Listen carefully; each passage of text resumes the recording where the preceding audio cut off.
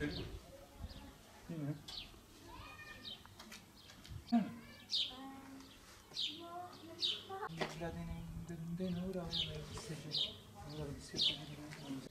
Özleyebiliriz ve iftara gelelim bunlar. Yani bu.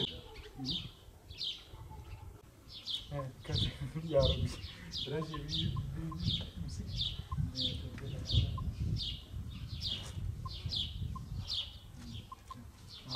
Selam على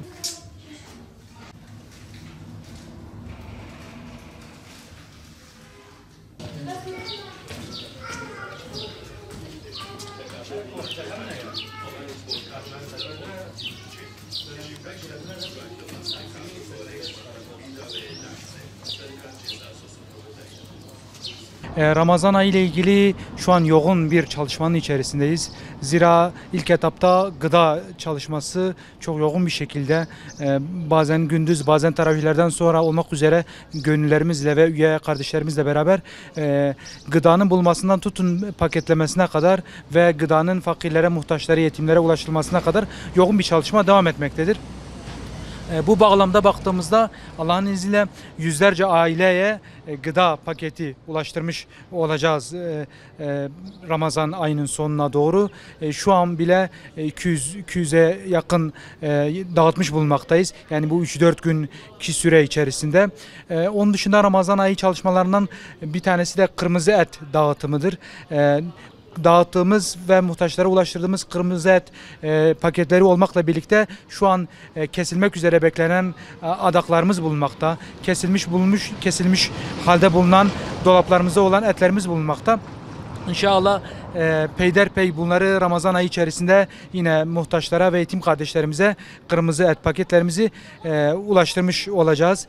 Yine diğer çalışmalardan bir tanesi İHO Ebrar'la beraber tertip edeceğimiz yetim giydirme projemiz var. Bunun dışında 15 Ramazan Yetimler Günü münasebetiyle farklı bir proje olarak yetim giydirme çalışmamız var. Genele yönelik, muhtaçlara yönelik yetimleri, muhtaçları ve fakirleri giydirme projemiz yine devam etmektedir. Ve dün itibariyle başlatmış olduğumuz bir proje var. Kardeşimle iftarımı paylaşıyorum ya da iftarımı kardeşimle paylaşıyorum projesini paylaştık. İftarımızı alıyoruz ve daha önce belirlemiş olduğumuz muhtaç kardeşlerimizin evine gidiyoruz. Onlarla beraber iftarımızı açıyoruz. O sevinci beraber paylaşıyoruz. Şu an gördüğünüz gibi biz biraz önce beraber gittiğimiz muhtaç ailelerden hatta yetim ailelerden birisine gıdasını teslim ettik. Subhanallah, yani ayarlamadık. İkisi de garipti.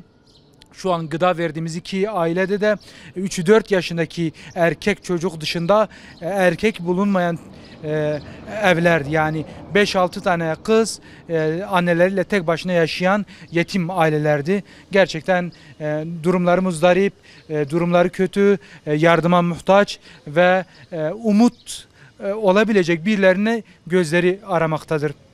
Biz de gücümüz, imkanlarımız çerçevesinde kardeşlerimizin, üyelerimizin, gönüllerimizin koşturması ve hayırseverlerin desteğiyle bu kardeşlerimize umut olmaya çalışıyoruz. Umut olmaya da devam edeceğiz inşallah.